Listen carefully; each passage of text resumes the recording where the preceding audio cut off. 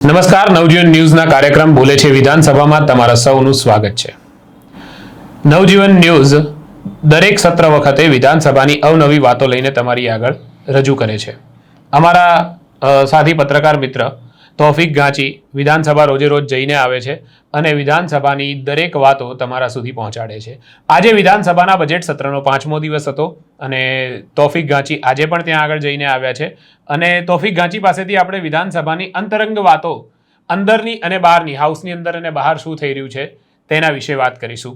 તો તૌફિકભાઈ, આજે વિધાનસભાનું સત્ર સવારનું વહેલું હતું, સવારે 9 વાગ્યાનું. 9 વાગ્યા. તો મોર્નિંગ સેશનની શું ઇફેક્ટ રહી? આજે 9 વાગ્યાનું સેશન હતું, એટલે આજે 5મો દિવસ હતો અને પહેલી વખત આજે 9 વાગ્યાનું હતું. એટલે સ્વાભાવિક છે કે ધારાસભ્યો છે તે 9 વાગ્યા હતા તેમ છતાં પહોંચી રહ્યા હતા અને દરેક પોતપોતાની હાઉસમાં જવા માટેની વ્યવસ્થા કરતા હતા.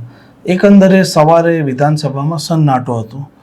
પત્રકારો, જે વહીવટના જે અધિકારીઓ, જેને જે જવાબદારી સોંપેલી હોય, સુરક્ષા દળો, ધારાસભ્યો આવી રહ્યા હતા, કેમ કે એમને હાઉસમાં પ્રશ્નોત્તરી પૂછવાની હોય, બરાબર, અને એમને ભાગ લેવાનું હતું. એના સાથે આજે મહત્વનું હતું, સવારની પોરમાં વહેલા આવી રહ્યા હતા પાટીદાર સમાજના આગેવાનો.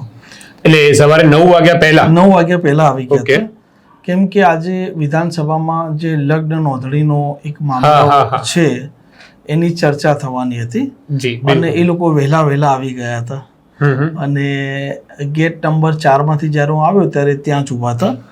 તો એમના સાથે સંવાદ કર્યો, સમાચાર પણ બનાવ્યા, એમને સાથે ડિસ્કસ કર્યા બાદ અને પછી એ લોકોએ હાઉસમાં ગયા અને અમે અમારા કામે લાગ્યા. બિલકુલ. એ દરમિયાન એક ભાજપના ધારાસભ્ય છે, એમના સાથે ભેટો થયો અને એમના સાથે સંવાદ મૂળ ખેતીના મામલા સમયાંતરે ચર્ચા કરતા હોય છે, ખેડૂતોના મામલે ચર્ચા કરતા હોય છે અને બજેટ આવ્યું ત્યારથી ખેડૂતોનો મામલો સતત ચર્ચામાં રહે છે, ગામડાનો મામલો ચર્ચામાં રહે છે. તો મેં તો શું કહેવું છે તમારું, કેમ કે એ ગામડાની ચર્ચા કરતા હોય છે, કારણ કે ખેડૂતનો મુદ્દો જ્યારથી આ ટ્રેડ ડીલ વાળું જે આવ્યું છે ત્યારથી કેન્દ્ર લેવલે પણ એ ચર્ચામાં છે. વિપક્ષ પણ વિધાનસભામાં બજેટ પછી સતત આ મામલો ઉઠાઈ રહ્યો છે કે ભાઈ ખેડૂતો અને ગામડામાં જે પ્રકારનું બજેટ ફળવાવું જોઈએ નથી ફળવાયું, શહેરોમાં વધારે ગયું છે. તો સ્વાભાવિક છે કે ભાજપના ધારાસભ્ય હતા, પરંતુ એ બોલકા નેતા છે, બરાબર, અને એ બોલ્યા એમ કે ભાઈ બીજું કશું કરે કે ના કરે, ગામડામાં કે આ લોકો રસ્તાઓ ને ગામડાઓની સુવિધાઓ થોડી સારી કરે ને તો પણ કે ઘણું સારું છે. એટલે એમની વાત એવી હતી કે એ જે મત વિસ્તારમાંથી આવે છે, એમના ગામોના જે સ્થિતિ છે ત્યાં રોડ રસ્તાની આજે પણ ખરાબ હાલત હશે. ખેડૂતોનો મામલો સતત ઉજાગર કરતા હતા, બરાબર, પણ ખાસ કરીને એમણે કીધું કે ગામડામાં રોડ રસ્તા એ લોકો આટલું કરી આપે ને,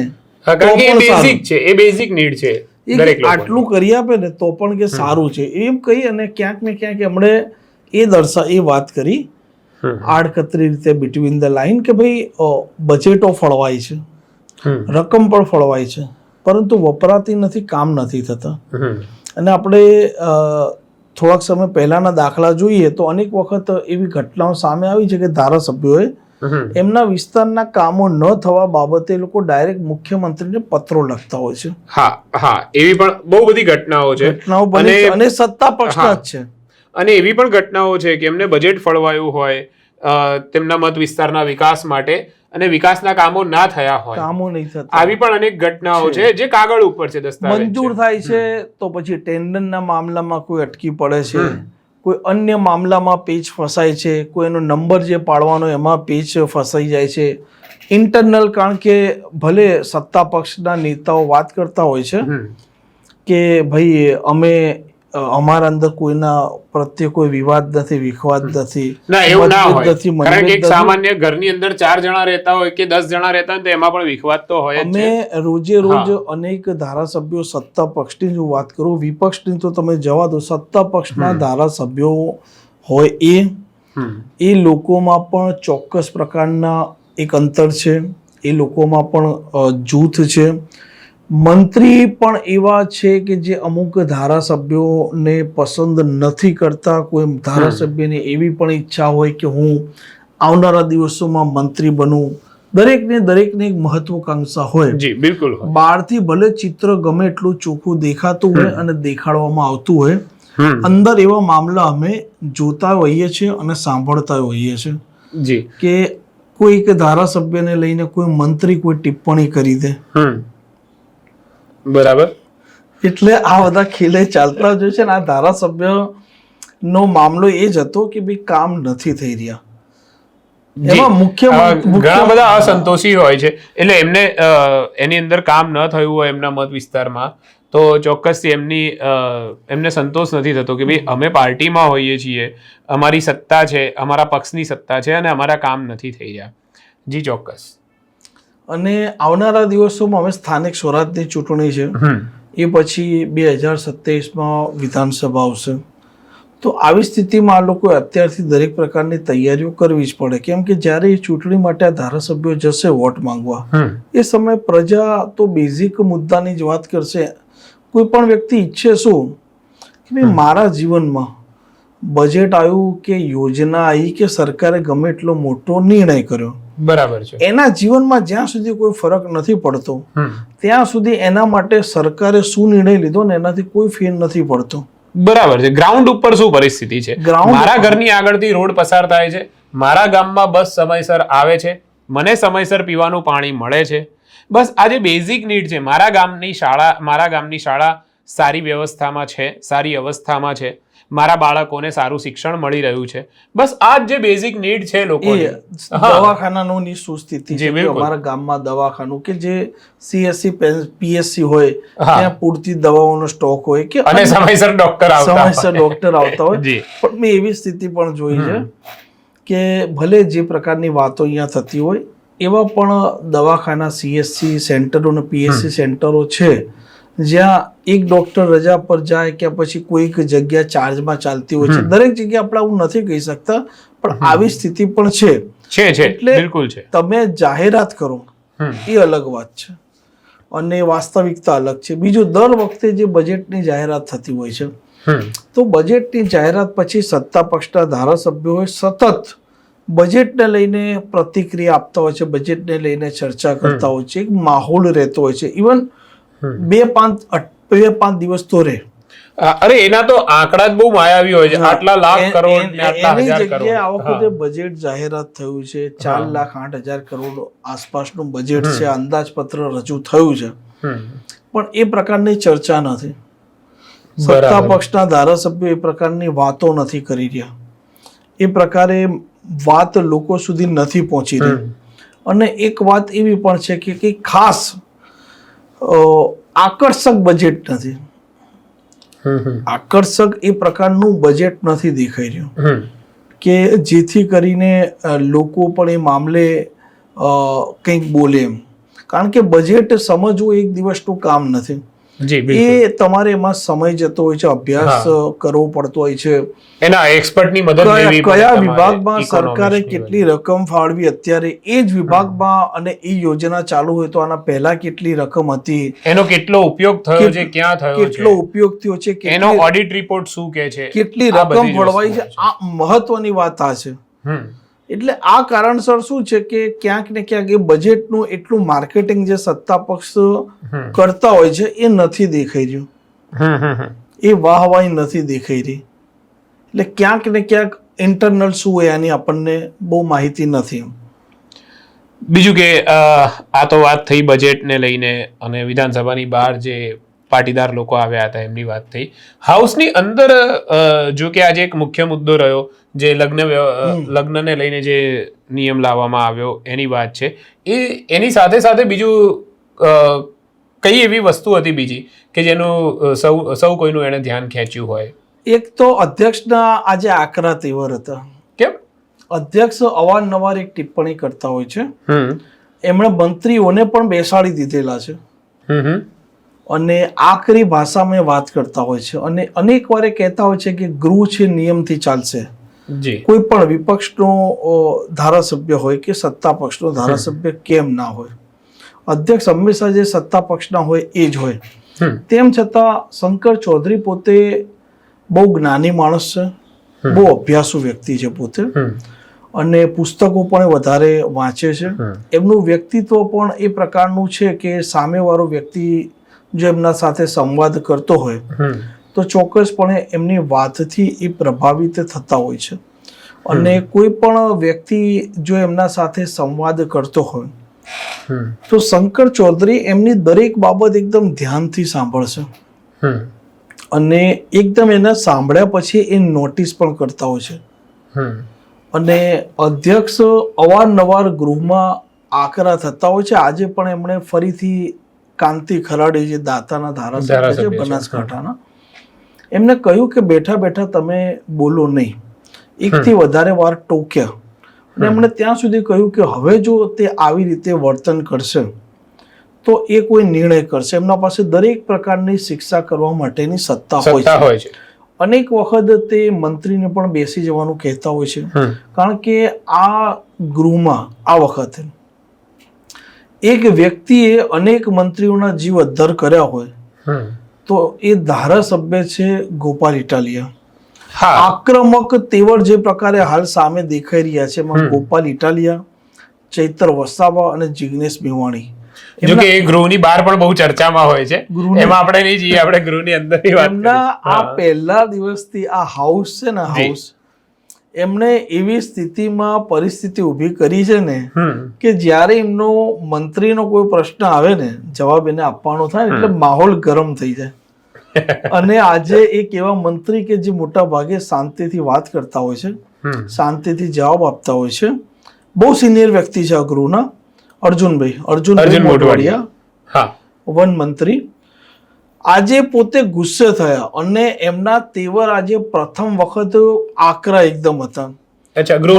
ગૃહમાં બન્યું એવું કે શૈલેષ પરમારનો એક પ્રશ્ન હતો ગંદા પાણીને લઈને કે ભાઈ આવી સ્થિતિમાં તમે અઠવાડિયા પહેલા ધારાસભ્ય ત્યાં ગયા હતા કોંગ્રેસને, એમણે ચેક કર્યું બધું, આ મામલો રજૂ કરતા હતા એટલે એમણે એવું કહ્યું કે ભાઈ એમણે એ ગંદુ પાણી પણ બતાવ્યું હાઉસમાં.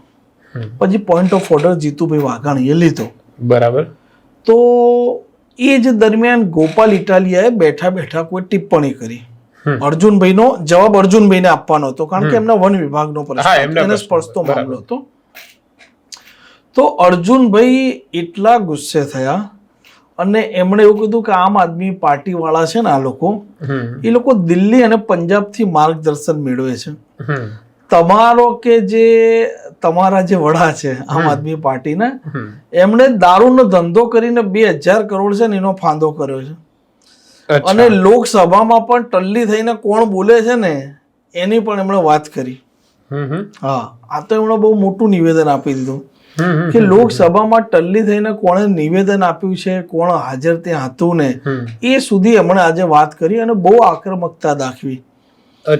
અને પોઈન્ટ ઓફ ઓર્ડર જ્યારે જીતુ વાઘાણીએ લીધો કે ભાઈ આવી રીતે તમે પ્રદર્શન નથી કરી શકતા, શૈલેષ પરમાર છે કોંગ્રેસના ઉપનેતા ધારાસભ્ય છે, તો પછી એ મામલે બંને સાથે ડિસ્કસ થઈ, અધ્યક્ષ સાથે વાત કરી ત્યારે શૈલેષ પરમારે પોઈન્ટ ઓફ ઓર્ડરની બાબતમાં એવો જવાબ આપ્યો કે ભાઈ જ્યારે મેં તો ગંદુ પાણી બતાવ્યું ને એમણે એવું કીધું કે ભાઈ હું સિનિયર સ્વાભાવિક છે કે એ સભ્ય છે હાઉસના એટલે એમને દરેક નિયમની ખબર હોય જ. એટલે એમણે એવું કીધું હું નિયમ પણ જાણું છું પણ મેં કોઈ દેખાવ કે કોઈ પ્રદર્શન નથી કર્યું. મારો કે કહેવાનો હેતુ એ હતો કે આ જે પ્રશ્ન છે એનું નિરાકરણ આવે. પછી પોઈન્ટ ઓફ ઓર્ડર જીતુ વાઘાણીએ લીધું. પછી અર્જુનભાઈ ઉભા થયા, પોઈન્ટ ઓફ ઓર્ડરને એમણે સમર્થન કર્યું કે આ રીતના દેખાવને નથી કરી શકતા, એમણે ઈરાદાપૂર્વક આર્યું કર્યું છે. પછી શૈલેષ પરમારે એવું કહ્યું કે જ્યારે ગોપાલ ઇટાલિયા આમ આદમી પાર્ટીના ધારાસભ્ય જ્યારે આ લાઈવના બાબતે એ લોકો એમની સીટ ઉપર હોબાળો કર્યો હતો, પોસ્ટરો પ્રદર્શિત કર્યા હતા, એ સમયે જીતુ વાઘાણીએ પોઈન્ટ ઓફ ઓર્ડર નહોતો લીધો. તો કેમ ના લીધો? એ ટાઈમે તો કે નિયમનો ભંગ થયો હતો. એ ટાઈમે તો કે તમે સંસદીય મંત્રી ઋષિકેશ પટેલ છે એ કશું ના બોલ્યા, જીતુ વાઘાણીએ કોઈ પોઈન્ટ ઓફ ઓર્ડર ના લીધો. એટલે એમણે એ હાલ ચાલી શું રહ્યું છે એટલે વાતને ફંટાવાની વાત હતી. ગોપાલ ઇટાલિયા એમ કહે છે કે ભાઈ અમારો જ્યારે પ્રશ્ન આવે છે ત્યારે કોંગ્રેસ અને ભાજપ વાળા સાંઠગાંઠ કરીને હોવાળો કરે છે જેથી કરીને અમારા આમ આદમી પાર્ટીના ધારાસભ્યનો પ્રશ્ન પાછળના ક્રમમાં હોય સમય ઓછો મળે, મિનિટો પૂરી થઈ જાય. બરાબર છે. અને ભાજપ વાળા એવું કહે છે કે ભાઈ કોંગ્રેસ વાળા તમે હોબાળો કરો છો તો એ કારણસર આમ આદમી પાર્ટી વાળા છે એ લોકોને એમનો નંબર ક્યાં આવતો નથી. તમે જાણી જોઈને આ રીતના હોબાળો કરો છો, જે કારણસર આમ આદમી પાર્ટીના ધારાસભ્યોનો જ્યારે પાછળ નંબર હોય છે ત્યાં ચર્ચામાં સમય જતો રહે અને પ્રશ્નોત્તરી જે હોય છે એમાં 1 કલાક પૂરો થઈ જાય. એટલે ગોપાલ આમ આદમી પાર્ટી કોંગ્રેસની મિલી ભગત કે છે, ભાજપ છે ને આમ આદમી પાર્ટી પ્રત્યે પ્રેમ ઉભરાઈ જાય છે, અને કોંગ્રેસ વાળા એમ કહે છે કે ભાજપ અને આપ છે એની ગોઠવણ છે. ત્રણેય જણ એકબીજા ઉપર નાખે છે કે ભાઈ તમે સમય અમને નથી મળવા દેતા, અથવા અમારો સમય ખૂટે અથવા અમે ઓછું બોલીએ એના માટે તમે બંને મળીને પ્રયત્ન કરો છો. પણ જો કે ગોપાલ ઇટાલિયાની દલિલ હોય કે પ્રશ્ન હોય તર્કબદ્ધ, વ્યાજબી અને ડેટા સાથે હોય. ગોપાલ ઇટાલિયાના સાથે આજે મેં એક ઇન્ટરવ્યુ પણ કર્યું અને જોવા જેવું છે. મેં આ મુદ્દે જ વાત કરી હતી, કોઈ પોલિટિકલી લાઈન પર વાત નથી કરી. કેવળ વિધાનસભામાં કેવી રીતે ગૃહનું કામકાજ છે, કેવી રીતે એમની પદ્ધતિ છે એના ઉપર ડિસ્કસ કરી હતી. ગોપાલ ઇટાલિયા પ્રશ્નો જે લઈને આવે છે એનું પૂરેપૂરું હોમવર્ક કરે છે. રાત્રે 2 વાગ્યા સુધી જાગે છે. એ દરમિયાન હું આઉટસાઇડની વાત કરીશ કે મને એક અધિકારી આજે મળ્યો. એ અધિકારી સાથે સંવાદ થયો.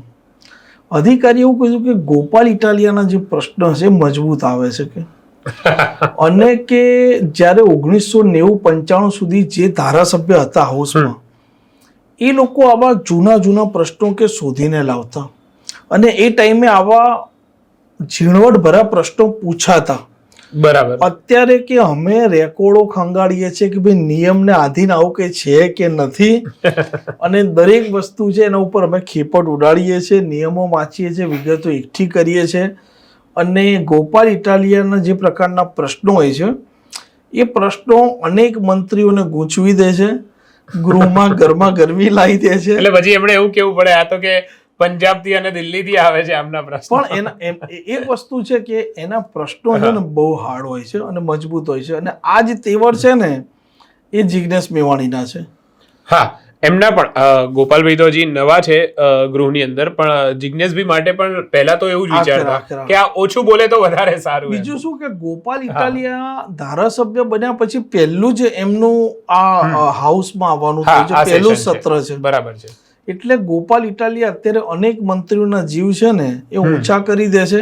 અને જ્યારે પ્રશ્ન પૂછે છે એ સમય જે રીતના એ વાત કરે છે ને ત્યારે અનેકવાર ધારાસભ્યો ભાજપના ઉભા થઈને ઉભાડો કરી દે છે. ક્યારેક મંત્રીઓ વારંવાર કાઉન્ટરમાં ઉભા થાય છે, પોલિટિકલી એ લોકો કાઉન્ટર કરવાનો પ્રયાસ કરે છે. એટલે આ મામલે આ બહુ મહત્વની બાબત છે. અને ગોપાલ ઇટાલિયા એવું પણ કહે છે કે સેશનમાં ભલે બીજી વાર આવીએ કે ના આવીએ, પ્રશ્ન તો એવા જ પૂછવાના કે મંત્રીને જવાબ કે તકલીફ તો પડી જવી જોઈએ. જી બિલકુલ. મારે ખાસ તો આપણા દર્શકોને એ જણાવવું છે કે આજે હર્ષ સંઘવી જે પેલું બિલ લઈને આવ્યા લગ્નને લઈને, તો એ વખતનો માહોલ કેવો રહ્યો અને એ વખતે શું ચર્ચા થઈ, સામસામે શું વાતચીત થઈ? એકચ્યુઅલમાં આ કોઈ બિલ કે કાયદો વિધાનસભામાં નથી આવ્યો, હું એની પણ વાત કરીશ.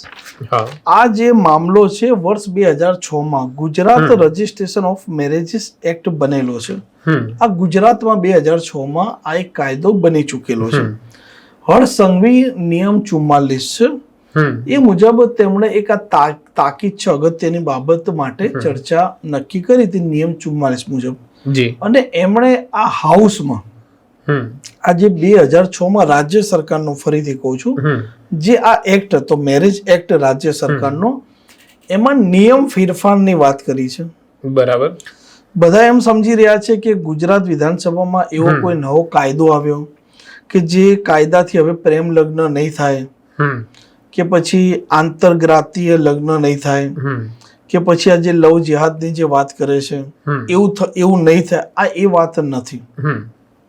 રાજ્ય સરકારનો આ જે કાયદો છે આ કાયદો છે જ, એમાં કેવળ ને કેવળ નિયમોમાં ફેરફાર કરવાના છે. કે ઉદાહરણ રૂપે હું કહું કે ભાઈ જ્યારે કોઈ વ્યક્તિ લગ્ન કરે એ સમયે ગામડાનો વ્યક્તિ હોય તો એને તલાટી પાસે પેપરો જમા કરાવવાના રહેતા હોય છે. તલાટીને જે વર વધુ હોય, જે છોકરો કે છોકરી, એ લોકોએ જે નિયમને આધીન જે ડોક્યુમેન્ટ જમા કરાવવાના હોય છે એ કરાવવાના હોય છે. આ એક સામાન્ય પ્રક્રિયા છે. હવે એ લોકો થોડો એમાં હજી સુઝાવ એ લોકોએ મંગાયા છે, ફાઇનલી કોઈ એની જાહેરાત નથી થઈ, કેમ કે એમણે એવું કહ્યું છે હર્ષ સંઘવી કે 30 દિવસમાં આ રાજ્યના લોકો આના ઉપર સૂચનો કરશે અને સૂચનને આધીન ફાઇનલી નિયમો છે એની જાહેરાત થશે. બરાબર છે. નિયમો બની ગયા નથી. એટલે તલાટી પાસે જ્યારે મામલો આવે એટલે માતા પિતાની મંજૂરીનો પણ મામલો છે. માતા પિતા જ્યારે છોકરો કે છોકરી લગ્ન કરે છે આ ગુજરાતના કાયદા અંતર્ગત તો એમણે માતા પિતાના આધાર કાર્ડ આપવાના, પછી જ્યારે તલાટી પાસે બધા પેપર જશે એટલે એમના ઉપર જે અધિકારીઓની નિમણૂક થશે એ ફાઇલ એમના જોડે જશે. બરાબર. માતા પછી ઓનલાઈન પણ પોર્ટલ પર આ મામલો અપલોડ કરવાનો રહેશે. માતા પિતા છે એમને મેસેજ પણ જશે, માતા પિતાને એવી પણ માહિતી જશે કે ભાઈ તમારો દીકરો અને તમારી દીકરી છે એ લગ્ન કરવાના છે, અહીંયા એ લોકોએ આ માટે અરજી કરેલી છે અને એમાં માતા પિતાની મંજૂરીના સાથે એ મંજૂરી એટલે નક્કી કરેલી છે કે માતા પિતાએ જવાબ આપવાનો કે ભાઈ લોકો સહમત છે કે નથી. આ કાયદો રાજ્ય સરકારનો બનેલો છે, એના નિયમોમાં ફેરફાર થશે એવી હમણાં હાઉસમાં જાહેરાત કરી છે. પણ આજે જાહેરાત કરી એના પછી શું થયું એમ વિપક્ષના કઈ રિએક્શન કે એવું કઈ?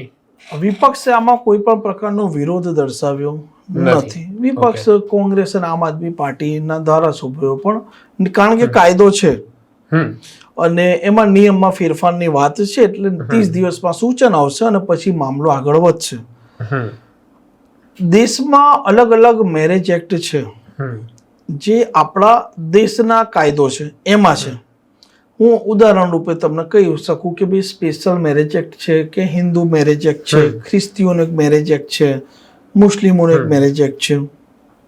આ કાયદામાં કોઈ પણ પ્રકારનો ફેરબદલ કરવો છે તો ફેરબદલ થાય છે કેન્દ્ર સરકાર એટલે કે લોકસભા રાજ્યસભામાં થશે. રાજ્ય સરકાર પાસે આની કોઈ પણ પ્રકારની સત્તા નથી. કોઈ વ્યક્તિ રાજ્ય સરકારના આ કાયદા અંતર્ગત લગ્ન કરે છે તો એને આ નિયમોમાં જે ફેરફાર થયો છે બરાબર છે એ ફેરફારને અનુરૂપ મામલો આગળ વધશે. પરંતુ હજી એ સ્પષ્ટતા નથી કે ભાઈ જે કેન્દ્ર સરકાર જે આપણા સંસદમાં બનેલા કાયદા છે તો રાજ્ય સરકાર ફેરબદલ નથી કરી શકતા કે ભાઈ મેં તમને કહ્યા કે સ્પેશિયલ મેરેજ એક્ટ છે, હિન્દુ મેરેજ એક્ટ છે, અન્ય જે મેરેજ એક્ટ કહ્યા તો એના અંતર્ગત જો કોઈ છોકરો કે છોકરી લગ્ન કરે છે તો એનું શું? એના માટે નિયમોની કે બદલાવની સત્તા તો તમારા પાસે નથી. તો એવી સ્થિતિમાં શું ઉપસ્થિત થશે? પ્રેમ લગ્ન રોકવાની વાત છે, ચોક્કસપણે લોકોની રજૂઆત હોય ને સરકાર જે કાયદાના દાયરામાં જે થઈ શકતું એ કરે, એ સત્તા છે, સરકાર પાસે અધિકાર છે. એટલે આ જે ફેરબદલ થવાનો છે ને એ કેવળ ને કેવળ નિયમોમાં કાયદો છે અને નિયમો બદલાશે. એ પણ મેં કીધું ને 2006માં આ ગુજરાતનો મેરેજ એક્ટ બનેલો છે એમાં, પેલામાં નહીં. એટલે કેન્દ્રમાં તો કોઈ સવાલ જ નથી. અને એ પ્રશ્ન જે ઉપસ્થિત છે કે એને આધીન લગ્ન કરે છે તો એનું શું? એટલે એમ તો હિન્દુ મેરેજ એક્ટ છે, સ્પેશિયલ મેરેજ એક્ટ છે, ઘણા બધા મેરેજ એક્ટ છે. એટલે એનું શું એમ કે ભાઈ એના માટે કેન્દ્રનો વિષય છે, એ કેન્દ્રનો વિષય છે પણ એનું શું રાજ્ય સરકાર કોઈ સંકલન કરશે? એ મેરેજ એક્ટમાં ગયા એટલે રાજ્ય સરકાર આમ તો એની અંદર હસ્તક્ષેપ કરી જ નથી. પણ એટલે એ પ્રશ્ન હજી ઊભો છે એમ. જી જી એ હજી ઊભો છે કે એનું શું? તમારા પાસે જે કાયદો છે એમાં તમે ફેરબદલ નિયમોમાં કરી રહ્યા છો કે ભાઈ અધિકારીઓને જવાબદારી આપો છો, ચોક્કસ આધાર કાર્ડ માંગો છો, માતા પિતાને તમે જાણ કરો છો, છોકરો છોકરી માતા પિતા હાજર રહે બંનેના, એ બધું કરો છો. પરંતુ આ કાયદા અંતર્ગત પેલામાં શું એ પ્રશ્ન હજી ઉભો છે. એટલે એને લઈ અને હાલ તો બધા એવું સમજી રહ્યા છે કે હવે પ્રેમ લગ્ન નહીં થાય, પણ વાસ્તવિકતા આ સમજવી પડશે. અભ્યાસ પછી ધીરે ધીરે એના એક્સપર્ટ લોકો જે છે એ પણ બહાર આવશે.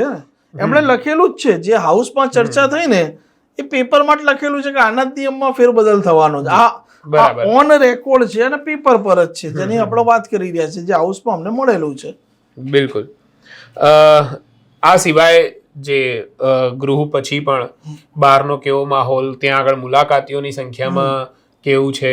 કારણ કે આજે ખાસ તો સવારનું સેશન હતું એટલા માટે મંત્રીઓના ચેમ્બરોમાં રોજ અમે ફરતા હોઈએ છીએ, એમાં આજે પણ અમે ફરતા હતા. મંત્રીઓ તો નહોતા દેખાતા, હાઉસમાં હશે ક્યાં પછી આગા પાછા થયા હશે.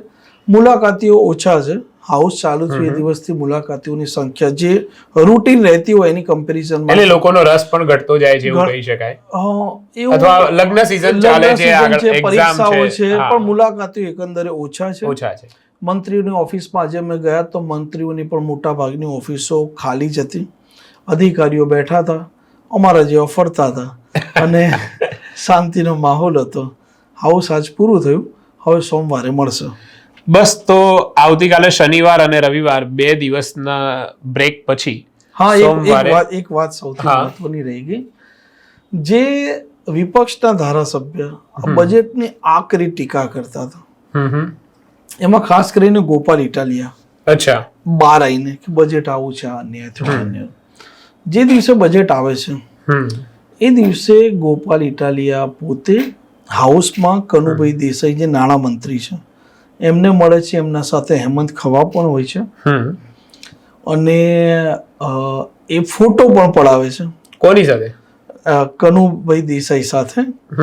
અને જ્યારે આ મામલો ગઈકાલે સામે આવ્યો ત્યારે ગોપાલ ઇટાલિયાને પત્રકારોએ આ મામલો જોયો, નજરથી જોયો કે આ ફોટો પડાયો છે, ચર્ચા કરી છે. અને સ્વાભાવિક છે કે વિધાનસભામાં ધારાસભ્ય મંત્રીને પણ મળી શકે, ફોટો પણ પડાવી શકે, કોઈ પણ ધારાસભ્યને મળી શકે. આ એક સહજ બાબત છે, આમાં અસહજ જેવું કંઈ જ નથી.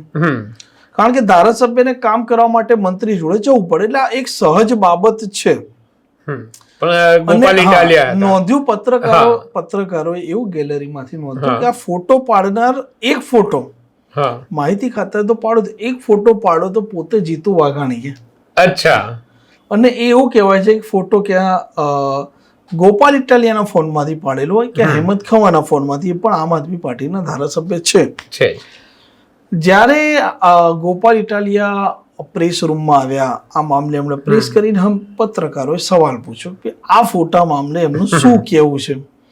એમણે વાત એવી કરી કે હા, અમે તો બજેટ આવ્યું હતું એટલે અમે ગામડાઓને જે અન્યાય થયો છે એ મામલે અમે એમને રજૂઆત કરવા ગયા, એટલે પછી એ સહજ હતું.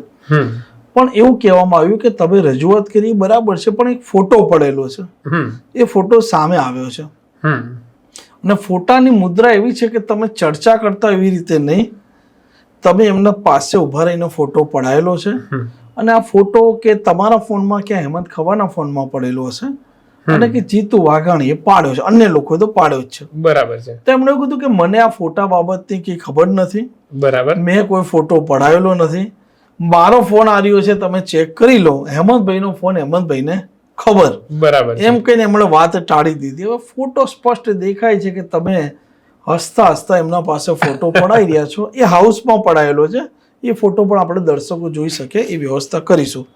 બરાબર. પણ વાત એ છે કે ઇનસાઇડ અંદર શું સ્થિતિ હોય છે અને બહાર આ લોકો જે પ્રકારે નિવેદનો આપે છે એની શું સ્થિતિ હોય છે, આ એક બેઝિક દર્શકો સમજી શકે ને. ધારાસભ્યો બહાર જે પ્રકારે વાત કરતા હોય છે કે આક્રમક લીડર છે અને અંદર જે પ્રકારનું વર્તન હોય છે એની આ એક ટૂંકી વાત કરી.